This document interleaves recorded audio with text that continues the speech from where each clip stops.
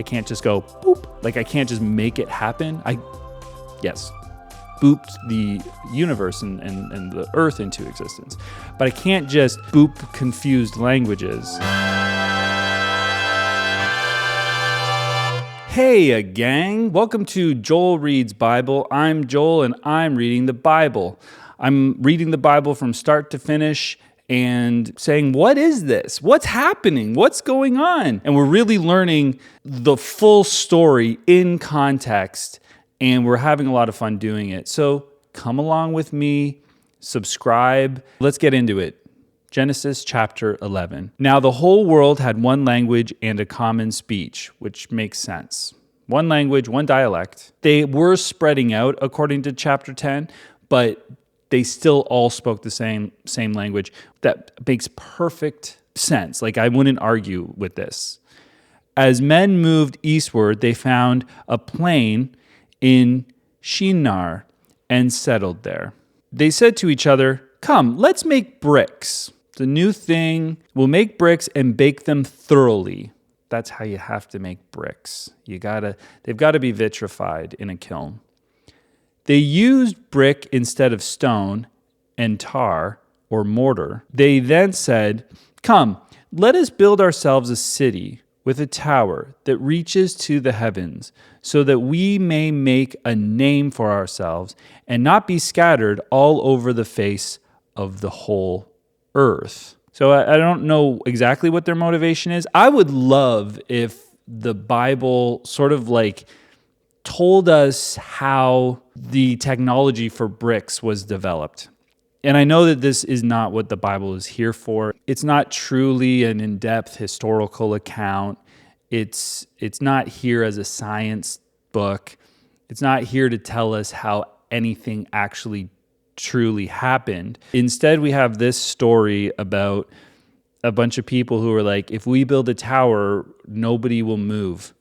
If we have a big tower, then we're just going to stay here and we'll be able to look at the tower and everything will be great.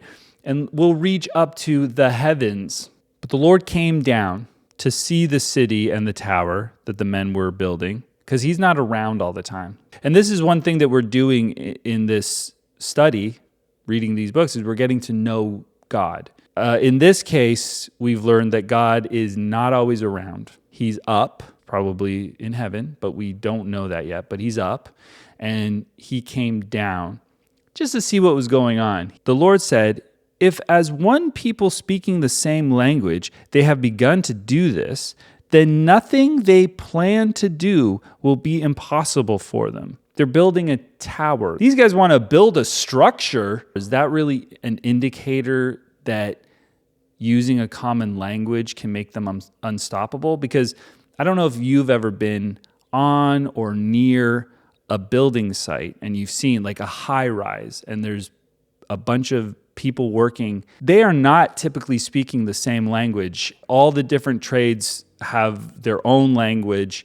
and they're being successful. The building is being built. You don't need to speak the same language. Like there's no evidence that, oh my goodness, the reason why this is working is because they're all speaking the same language. No, not really. Also, you made these people. Don't you want them to be unstoppable in a sense? Don't you want them to be powerful and successful? Like we always go back to the parent thing. In this case, as a parent, wouldn't you want your child to be just the biggest, most successful, happiest person on the face of the planet and be unified with those around them? You want them to have community, have deep, meaningful relationships, and be able to speak the same language with these people. I mean, this is a different side of God. He doesn't want success for mankind. Because then he says, "Come, let us go down and confuse their language so they will not understand each other." The us part is fascinating. It feels like that maybe God, and he's like, "Hey, angels, come with me, and I need help. I can't just go boop. Like I can't just make it happen." Yes, booped the universe and the earth into existence. But I can't just boop confused languages. First of all, they're very complicated languages. So can we all like write our own? I'll do Pig Latin. It's like, God, you're doing an easy one. Pig Latin? That's not fair. Why don't you do Chinese? Well, it's Mandarin and Cantonese. Like Chinese isn't technically a language. So why don't you handle that one, Quan? That's the angel named Quan. So the Lord scattered them from there all over the earth, and they stopped building the city, few. And that is why it is called Babel, because there the Lord confused the language of the whole world. From there, the Lord scattered them over the face of the whole earth. So the world's becoming well-rounded. But for you flat earthers, it's becoming well-rounded. And it's becoming covered in people who all speak different languages, and that reflects what we see today. So what, you're going to say this isn't true? You're going to say that there's some sort of more reasonable explanation as to why there are many different languages cropping up all over the planet? Read the book. It's right there, baby. It's right there, Babel. This is the account of Shem. 2 years after the flood, when Shem was 100 years old, he became the father of Arphaxad. And after he became the father of Arphaxad, Shem lived 500 years and had other sons and daughters. When Arphaxad had lived 35 years, he became the father of Shelah. And after he became the father of Shelah, Arphaxad lived 403 years and had other sons and daughters. The firstborn is the only one that matters. When Shelah had lived 30 years, he became the father of Eber. And after he became the father of Eber, Shelah lived 403 years and had other sons and daughters. When Eber had lived 34 years, he became the father of Peleg. And after he became the father of Peleg, Eber lived 430 years and had other sons and daughters. When Peleg lived 30 years, he became the father of Reu. And after he became the father of Reu, Peleg lived 209 years and had other sons and daughters. When Reu had lived 32 years, he became the father of Serug. And after he became the father of Serug, Reu lived 207 years and had other sons and daughters. When Serug had lived 30 years, he became the father of Nahor. And after he became the father of Nahor, Serug lived 200 years and had other sons and daughters. When Nahor had lived 29 years, he became the father of Terah. And after he became the father of Terah, Nahor lived 119 years and had other sons and daughters. After Terah had lived 70 years, he became the father of Abram, Nahor, and Haran. Okay, we're getting into some major characters. These are some major players. I'm excited.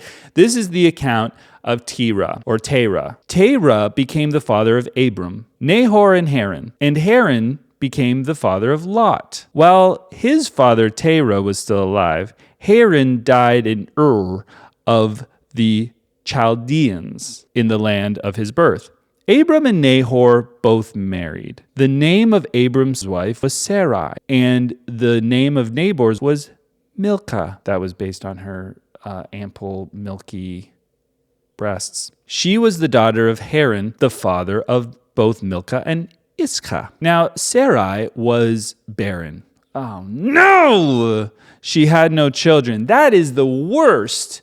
I mean, we don't have that many people on the planet yet. We do not need a barren woman gumming up the works. Terah took his son Abram, his grandson Lot, son of Haran, and his daughter-in-law Sarai, the wife of his son Abram.